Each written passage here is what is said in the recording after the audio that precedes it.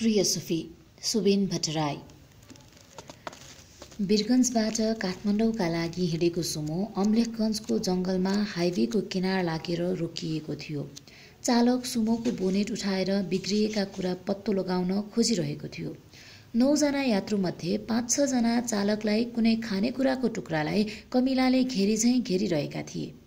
2 पुरुष यात्रु केही पर पिसाब फेरिरहेका थिए। हाइवेमा गाडीहरू हवाईजहाज झैँ हुइकिरहेकाले जंगलको विराट शून्यता पनि बिठोलिएको थियो। ऊ भने अरू प्यासेन्जर भन्दा 5-7 मिटर पर गएर मोबाइलको नेटवर्क खोजिरहेकी थिए। निकै बेरको प्रयासपछि मोबाइलको स्क्रिनमा 2वटा धर्का टुप्लुक्क देखा परे।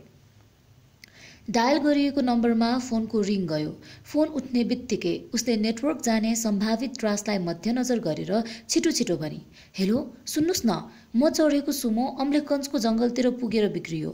यसको केही ठेगान छैन। अर्को केही व्यवस्था गरिदिन सक्नुहुन्छ?" उताको कुरा सुनिसकेपछि उसले हुन्छ भनेर फोन राखी। एउटा खुट्टा पनि नहल्लाई ऊ जहाँ उभिएकी थिए त्यही उभिरही बल्ल तल्ल भेटिएको नेटवर्कलाई ऊ गुमाउन चाहन्नथे। कमसेकम उताबाट अर्को कल नआउन्जेल। करिब 3 मिनेटपछि कल आयो। पुरुष आवाजले भनिरहेथ्यो, "एउटा स्कर्पियो आउँदैछ, परवानीपुरतिर पुग्यो रे। मैले कुरा गरिदिएको छु, एकछिन पर्खिनुहोस्।" फोन राखिसकेपछि बल्ल उसले शरीर चर्मलाए। सुमो बन्ने कुनै छाँटकाँट देखिएन। चालक आफैलाई पत्तो थिएन के भएर बिग्रियो। काठमाडौँतिरबाट आएको अर्को सुमोले साइड लगायो। एउटै कम्पनीको रहेछ। त्यसको चालक पनि ओर्लिएर हेर्न थाल्यो। 10 मिनेट भएको थिएन उताबाट उसले बोकेर ल्याएका प्यासेन्जर ढिलो भयो भनेर कराउन थाले। चालक प्यासेन्जरको हुतहुतीलाई पुरै व्यवस्था गर्दै बिग्रिएको सुमो चालकलाई मद्दत गर्दै थियो। 2 चालकको खासखुसतिर उसले ध्यान दिइन। उसलाई प्रतीक्षा स्कर्पियोको थियो। खरानी कलरको स्कर्पियो आएर रोकियो। ऊ स्कर्पियो नजिकै गई। भित्र हेरी। चालक सहित 4 जना थिए। अगाडि 2 जना, पछाडि 2 जना। अगाडि चालक छेउमा एक अधवैँसे पुरुष थिए भने पछाडि एक अधवैँसे महिला र यस्तै 18-19 वर्षको झोक्राइरहेको थिटो। "तपाईँ नै हो?" अगाडि बसिरहेको अधवैँसे पुरुषले सोध्यो। उसले जवाफ दिए, "हजुर, म झोला लिएर आऊँ? छिटो गर्नुहोला।" उसले सुमोबाट झोला झिकी र गाडी बनाउनमा ध्यान दिइरहेको चालकलाई भने, "म चाहिँ गएँ है दाइ।" बाफिलो गर्मी खाएर दिगदारिएका अरू प्यासेन्जरहरूले उतिर आरिस र आशाले भरिएका आँखा लैजाँदै निकै बेरसम्म हेरे। स्कर्पियोको ढोका ढ्याम्म लाग्यो र गुड्न थाल्यो। बिग्रिएको सुमो, सद्य सुमो, 2 जना चालक र 17-18 जना प्यासेन्जरलाई छाडेर स्कर्पियो त्यहाँबाट छिनमै अलग भइहाल्यो। अम्लेखगञ्जको उकालो नलागुन्जेल स्कर्पियोभित्र कोही कसैसित बोलेन। उसलाई भने बोल्न मन थियो। यसै नबोलिकन काठमाडौँसम्म कसरी यात्रा गर्ने? तर सुरु कहाँबाट गर्ने? के भनेर गर्ने? उसले केही मेलो पाइरहेकी थिइन। ऊ भन्दा दायाँ बसिरहेकी थिइन् अधवैँसे महिला, जो गहिरो चिन्तामा थिइन् सायद। त्यो भन्दा उता झ्यालमा मुन्टु तस्याएर बसिरहेको थियो त्यही ठिटो। चालक गाडी चलाउनमै केन्द्रित थियो। उसको साइडको अधवैँसे पुरुषको अनुहार उसले देख्ने कुरै भएन। यो त अति नै भयो भन्ने लागेपछि महिलातिर हेर्दै कुरा उसैले सुरु गरी, "हजुरहरूको घरै वीरगन्ज?" महिलाले भनिन्, "हजुर।" "काठमाडौँ केही विशेष कामले कि?" यो प्रश्नको जवाफ दिन भने महिलाले उचित मानिनन्। उसको अनुहारमा नहेरेर व्यवस्था गर्दै रहिन्। अगाडिको पुरुषले पछाडि ऊतिर र महिलातिर पालैसित हेर्यो। उसलाई सोध्न नहुने प्रश्न सोधे चाहिँ लाग्यो। केही बेरमा अगाडिको पुरुषले ठिटोतिर लक्षित गर्दै उसलाई जवाफ दियो, "ऊ त्यो हाम्रो छोरो हो। त्यसको उपचार गर्न हिँडेको।" "के भयो र?" यो नसोधी बस्न सकिन। "सोध्नुस् न त्यही नालायकलाई।" अलिक कडा भएर उनी बोले। "तपाईँ किन फेरि?" महिला कराइन्। "फेरि अर्को दुर्घटना निम्त्याउन?" बुढाबुढीको यो कुरा सुनेर उसलाई स्थिति अलिक असामान्य लाग्यो। अब बोल्नु ठिक छैन भन्ने लागेर चुप लागी। तर मनभित्र मडारिरहेको कुतूहललाई शान्त पनि कसरी बनाउनु? बुढा चाहिँले बुढीलाई टेरेनन्। बोलिहाले, "दुनियाँले थाहा पाएर मजाक बनाइसके, मलाई चुप लगाएर के गर्छेस्?" त्यस्तो अप्रिय के भो र सर?" उसले मौका भेटिहाली। अगाडिको पुरुषतिर हेर्दै सोधे। महिला केही बताउन चाहदिनन् भन्नेमा ऊ विश्वस्त थिए। भन्दा पनि लाज मर्नु छ। अधवैँसे पुरुष पछिल्तिर टाउको घुमाउँदै नन स्टप भन्न थाले, "तपाईँ हाँस्नुहोला। केटीले धोका दिई भनेर सुसाइड गर्न खोजेको रे। नालायक, शरीरमा विष फैलन पाएन, यतै इलाज भइगयो। नजाने मगजमा के छ यसको, काठमाडौँमा इलाज गर्न जान लागेको। उसले लगत्तै ठिटोतिर हेरी। ठिटो बाबुलाई आँखा तरेर हेरिरहेको थियो। महिलाका आँखा पनि आफ्नै पतिलाई खाउलाझै गरेर हेरिरहेका थिए। महिला कड्केर बोलिन्, गल्ती कसको त? धोका दिनेको कि धोका खानेको? त्यही केटी असत्य हो। मेरो गाई जस्तो सोझो छोरालाई फसाएर। केटीले फसाउँदैछ भनेर थाहा पाउने अलिकति बुद्धि हुँदैन? तेरो गाई जस्तो छोराको मगजमा गोबर भरिएको छ। बाबु झन कड्किए। त्यस्तो खराब केटीका लागि ज्यान दिने यो मूर्ख। यो मूर्ख भनिरहँदा उनले छोरोतिर धारे हात लगाएर हिर्काउनै खोजे। छोरो चाहिँ दुवै हातले बाबुको धारे हातको प्रहार छेक्न खोजिरह्यो। आमाले पनि रोकिन्। चालकले पनि पुलुक्क देब्रेतिर टाउको मोडाएर हेरे। उसलाई लाग्यो बित्थामा सब कोट्याएछु। उसै पनि मर्न खोजेकोलाई यस्तै ताना दिएर मार्नुस् न, हाइसन्च हुन्छ। आमाले भनिन्, यस्तालाई काठमाडौँ होइन राँची लगेर छाडिदिनु पर्ने। मगजमा भुसा भरिएको छ। चुप लाग्नुस् त। आमा चाहिँ फेरि कराइन्। केही बेरसम्म फेरि कोही बोलेनन्। ऊ पनि झ्याल बाहिरका सुन्दर दृश्यतिर केन्द्रित भई। 2 नम्बर पुलमा पुगेर एउटा चिया दोकान अगाडि गाडी साइड लगाएर रोकियो। सबैजना ओर्लिए। बुढा चाहिँ सबैभन्दा पहिला टोयलेटतिर लागे अनि फर्किसकेपछि चुरुट छल्काउँदै चिया अर्डर गरे। बुढा टोयलेटबाट फर्किसकेपछि केटो टोयलेटतिर बढ्यो। आमा चाहिँ उसको पछि पछि लागिन्। उसले यो सब विचार गरिरहेकी थिए। महिला चाहिँ टोयलेटको ढोका बाहिर उभिरहन् र छोरो निस्केपछि उसैको पछि पछि फर्किन्। केटो चिया दोकानको एउटा कुर्सीमा थचक्क बस्यो। उसकी आमा उसको छेउैको कुर्सीमा बसिन्। केटो कसैसित आँखा जुधाउन नसक्ने भएको थियो। प्राय भुइँतिर हेर्थ्यो वा माथि आकाशतिर हेर्थ्यो। टेबलमा 4 जना भए। चालक केही पर अर्को कुर्सीमा बसेका थिए। उसले सबैको अनुहार पालैसित हेरी अनि भने, काठमाडौँसम्मको यात्रा छ। बाटो त जसरी पनि काट्नु पर्यो। एउटा कथा सुनाउँछु, यदि सुन्न चाहनुहुन्छ भने। कोही केही बोलेनन्। उसले फेरि भने, मेरो विश्वास गर्नुहोस्, तपाईहरूलाई बोर मान्न दिने छैन। केटुतिर लक्षित गर्दै भने, भाइलाई पनि अलिक रिफ्रेसमेन्ट मिल्छ कि? आत्महत्या गर्न चाहेको आफ्नो छोरोलाई रिफ्रेसमेन्ट मिल्छ कि भन्ने सम्भावनाले आमा चाहिँको अनुहार पुलकित भयो। भनिहालिन्, हुन्छ, सुनाउनुहोस् न। बाबु चाहिँले पनि सहमतिको भावमा हुन्छ भने। उसले कथा सुरु गरी।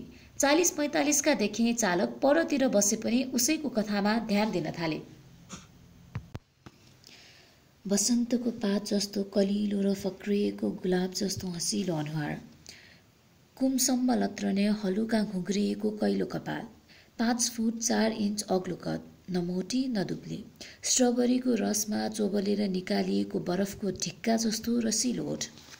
ऊ कुनै नदी हो जसमा सुन्दरता पानी जत्तिकै छ। उसलाई धरती मान्ने हो भने बौद्धिकता उसमा माटो जत्ति नै छ। मानिदिउँ ऊ आकाश हो जसको हृदयमा जीवनप्रतिको प्रेम उचाइ जत्तिकै छ। ऊ अर्थात् सदा। सदा छेत्री उसको नाउँ। सदा त्रिचन्द्र कलेजमा माइक्रोबायोलोजीको मास्टर्स पहिलो सेमेस्टर पढ्दै थिए। भर्खर 1 महिना भएको हुँदो हो कलेज लाग्न थालेको। बुढा नीलकण्ठ उसको घर। हरेक दिन स्कुटरमा घर र कलेज ओहोर दोहोर गर्थे ऊ। महाराजगञ्ज र जमलको जाम छिचोल्दै, धुवाँ र धुलोको मुस्लोले पिरोलिँदै, कहिले पानीमा रुच्दै, कहिले चर्को घामले पोलिँदै। भर्खर सुरु भएको थियो सेमेस्टर। वैशाखमा आइपुग्दा उसलाई घरभन्दा बढी कलेज मन पर्न थालेको थियो। घरमा हुँदा सदालाई आफू त्यति मन पर्दैन। कलेजमा ऊ आफैले आफैलाई यति माया गर्थे मानौ आफू आफ्नै प्रेमिका हो। कलेजमा त उसलाई आफ्नो मुटुको धड्कन पनि पियानोको धुन बजिरहे झैँ लाग्थ्यो। आफ्नै हिँडाइ पनि बतासको कम्मर समाएर नाचिरहने फूल झैँ लाग्थ्यो। कलेजमा त उसको मनभित्र रानी पोखरी नै तिलपिल हुन पुग्ने गरी खुसी छचल्किन्थ्यो। कलेजमा उसको उत्साहको कद पनि घण्टाघर झैँ अग्लिएको हुन्थ्यो। घर बरु उसलाई बिरानो लाग्थ्यो, कलेज चाहिँ साक्खै आफ्नो। अनि किन साक्खै लाग्थ्यो सदालाई सार्थक। सार्थक उसको सहपाठी। महिना दिन बितिसक्दा जोसँग एकपटक पनि बोलेकी होइन, परिचयको एक खुड्किलो पनि उक्लिएकी होइन। हर दिन सार्थकलाई परबाट हेर्नु र मनको खाली पन्नामा प्रेमका हरफ लेख्नु, सदाका जुम्ल्याहा खुसी। सदालाई सार्थकको हँसाई, बोलाइ, लवाई, गम्भीरता, हिँडाई, उसको प्रत्येक कदम, प्रत्येक काम जस्तो कि उसको आँखा खुल्नु, हातको उज्याइ, खुट्टाको फर्काई, कुशाग्र फोटोग्राफरको क्लिक जस्तो लाग्थ्यो। सदा सार्थकका गतिविधिलाई आफ्ना आँखाको लेन्सले जुम गरिकन खिच्थे र हृदयको फोल्डरमा सुरक्षित राख्थे र त्यही फोल्डरलाई दोहोऱ्याइकन पल्टाउनु उसको एकान्तिक सुख। सबैभन्दा त सार्थकको अनुहार क्युट लाग्थ्यो सदालाई। हलुका थेप्चिएको नाक, गाढा खैरो ओठ, छोटो र ठाडो कपाल, भक्का जस्तै पुक्क गाला, अनि त्यो ओठ खुलेर सार्थकको मुहारमा छाएको हाँसो बादल हटेर हिमाल हाँसे चाहिँ लाग्थ्यो। यति मिठो, यति क्युट मुस्कुराउने मानिस उसले सिनेमाको पर्दामा समेत देखेकी थिइन।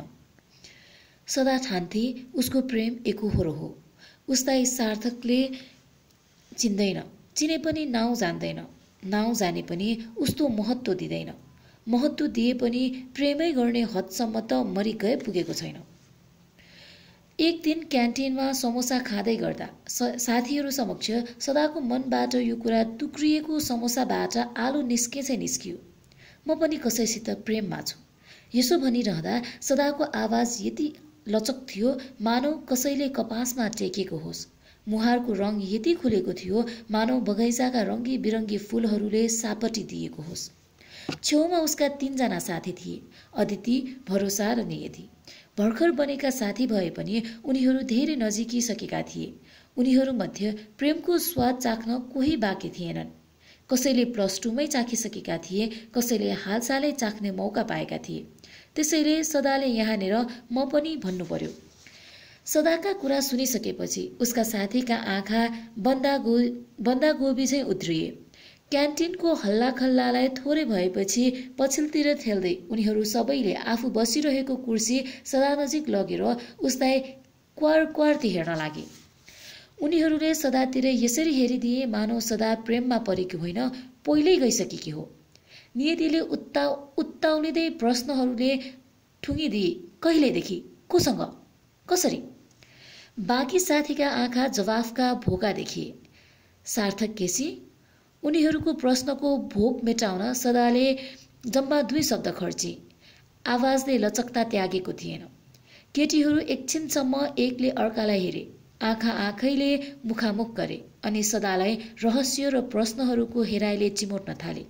सदाले असहज महसुस गरी भनी, यसरी पनि हेर्नु पर्दैन, प्रेममा छु भने हो, प्रेग्नेन्ट छु भने होइन। उसका साथीहरूको विश्वास थियो अरू सबै विषयमा ठूलो अभिरुचि भए तापनि सदालाई प्रेम श्रेममा कुनै रुचि छैन।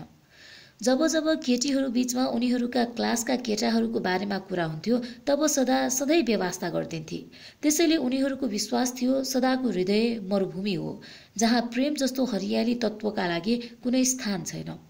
2-4 पटकको केरकारपछि केटीहरूले सदालाई जिस्क्याए। यसरी जिस्क्याइदिँदा सदाले साथीहरू समक्ष रोमाञ्चक प्रतिवाद गरिरही। भित्रभित्र अझै जिस्क्याइदिउन् जस्तो उसलाई लागिरह्यो। यसअघि सदालाई थाहा थिएन मान्छेको बोलीले मात्र पनि यति विघ्न कुत्कुत्याउँछ भनेर। अनि भरोसाले चाउमिनका त्यान्द्रालाई एकै प्रयासमा सुलुत्त मुखभित्र हुलेर चबाउँदै भने, कति क्युट छ सार्थक, मेरो घरतिरको साथीको पनि साथी हो, म चिन्छु, जावला खेल हो उसको घर पनि, मलाई पनि क्युट लाग्छ, कस्तो मिठो मुस्कान छ। अदितिले सार्थकको मुस्कानको तारिफ आफै मुस्कुराउँदै गरी। कसरी भयो त? नियतिले पकौडामा भएको खोर्सानी टोकी छे क्यार? पानीको बोतल आफूतिर तान्दै साई सुई गर्दै सोधी।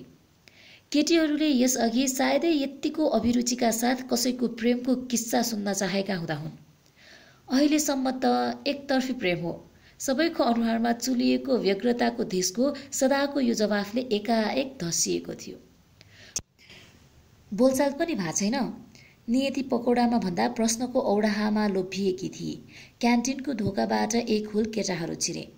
छैन। सदाले क्यान्टिनको ढोकातिर आँखा लैजाँदै उत्तरको छेस्किनी खोलिदिए। एउटै क्लास हो, हतार किन गर्नु छ र? क्लास एउटै हो, तर यहाँ केटीहरू अरू पनि छन् अनि केटाहरूसँग यताउता डुलिरहने मन पनि हुन्छ, भरोसाले घुटुक्क पानी निल्दै भनी।